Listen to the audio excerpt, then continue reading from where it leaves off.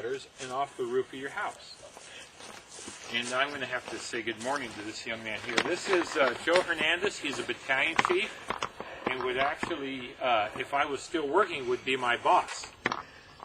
But now that I'm not working, he's still my boss. No, because he's testing to see if I say anything offhand here that's not appropriate. Good morning. Glad to meet you. My name's Joe Hernandez. I'm the Marysville Battalion. This area is supervised by CDF, and we have two battalion chiefs right now. Gary Kavanaugh is in Loma Rica, and I'm in Marysville. So on his days off, I get this area, and on my days off, he supervises this area and the city of Marysville. So that's why you see both of us. So thank you for your invitation. Oh, you're welcome. The Dobbins is not open during the wintertime, is it? No. It's Loma Rica is open because it has a contract to stay open during the wintertime. The local community pays an extra tax so they keep the fire station open. Huh. And Dobbins did that for a while, but then the local community up here in Dobbins, Oregon House decided they didn't want to pay that tax anymore and just kept with the volunteer fire department. So when we talk about the 100-foot, that is basically a new rule that has taken effect over the last 3 years. Before we went back 30 feet. So when you go 100 feet, then you have to talk about more of what you have to do, like the trees, and leaving a few more trees in and pruning them up. Because we cannot, even though you have a 100-foot clearance, and even though you follow all these rules, we cannot guarantee that your house won't burn. I mean, that's just reality. There may be something happens there that your house will still burn down. But this gives you a good 95% protection rate. So we're going to go through this. I'd like to walk around now and show you a few things around his house that he needs to look at. And you can either try to join us or you can just stay here if you'd like. Okay. He can take those. Those are in our 100-foot circle, right? Yeah. So he should probably take those dead limbs off, because dead limbs add fuel to the fire. And you're going to hear me say add fuel to the fire, I mean, all day long. These dead limbs behind us here on these trees, they're up out of the fire ladder zone, but if he can reach them, he could take them off. But now we're getting to the point that it's going to be difficult for him to remove them. So, in a wildfire, we jump from tree top to tree. And that's in a crown fire, and that's fairly rare if you have the ground fuels taken care of. What about the Williams fire? The Williams fire was still a ground fire. What happened is the trees torched as the trees burned as the ground fire continued. It was not a crown fire. It was a wind-driven fire. Okay. So the fire was on the ground the same time it was in the crown. And we didn't have a solid timber. Because it jumped the road down. Yeah, it jumped a road from sparks and embers. Yeah. And then 90% of the time, this is going to be adequate reduction of fuel to help us out, to give us time to come and protect houses, to come and put a line for 90% of the fires. We still are going to have droughts that come into play that just where it doesn't really matter. During the normal course of a fire season, starting May, if we had a fire today, it wouldn't do anything. It'd smolder over there. You see it. You might even think it's a burn pile and not notice it for 3 days and say, it's still smoky over there, and walk over there and say, because this is March. Come June, July, it burns better, and you become more concerned as June. Normally in the forest, we'll have fires in June, and they won't do anything. They'll stay strictly to the ground. They may smolder, some flaming. July, the flaming becomes to flaming, burning brush. We'll notice late July that we'll see the brush, when it burns all the way, the roots are all gone. I mean, you'll see how well a fire burns, where it consumes everything.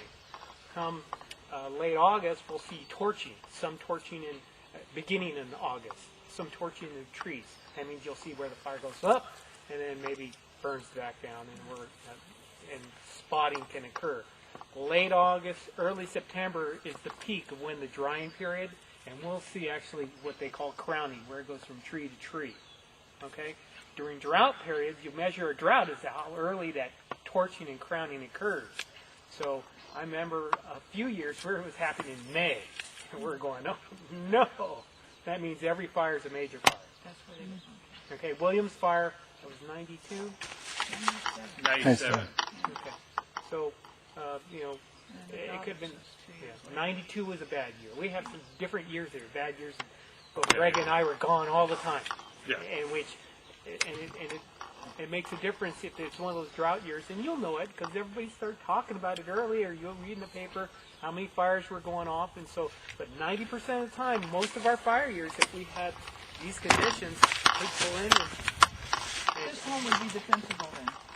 Yes. With the big tall pines all Yes. around it. Yes. Right. With the fence. Yes. It'd be defensible, because you don't have that flame impeachment. Now, there are going to be years where we get the north winds and wherever it doesn't really matter because we got so many fire brands flying around.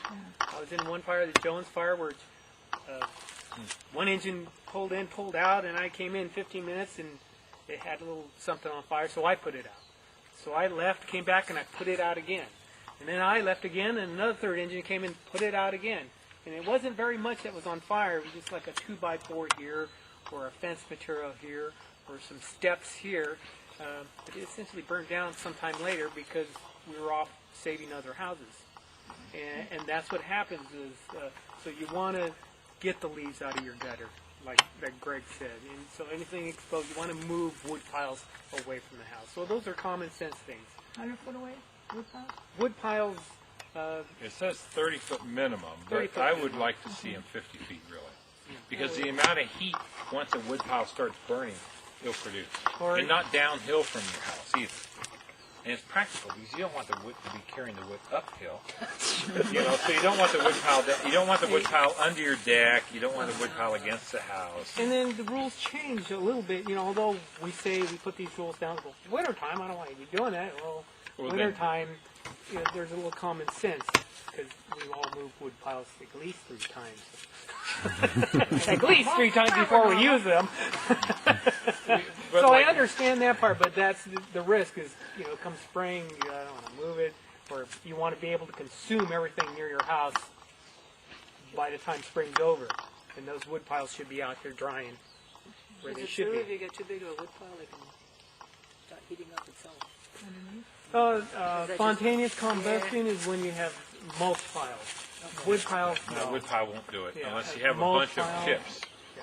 But Because I remember up in Oregon and some of the big mills and stuff, Well, they'd wet them down all the time. That's because they have massive amount, and if you get enough pressure and heat where the heat can't escape, Well, they're trying to keep, log piles are trying to keep moist So for they the don't dry. for the They don't dry. operation Oh, of the. okay, They don't want dry wood to go through the mill because they have cracks. Oh, okay. So that's another issue. That's let me point out this tree here that's dead. It's dead. I kept looking at it for a little green sprig. So this is a dead tree. It's within the 100-foot circle, right? So he should take it out. And he was going to take it out, but he left it here just so I can sample the tree. But so this is good, but he still needs to continue maintenance, and it's going to take a lot of labor, and that's something that a lot of us don't realize. You need to really emphasize work in circles around your home. Make sure everything's nice and clean, 10 foot around your home, and then 20 feet around your home, and then 40 feet around your home, and you work your way out.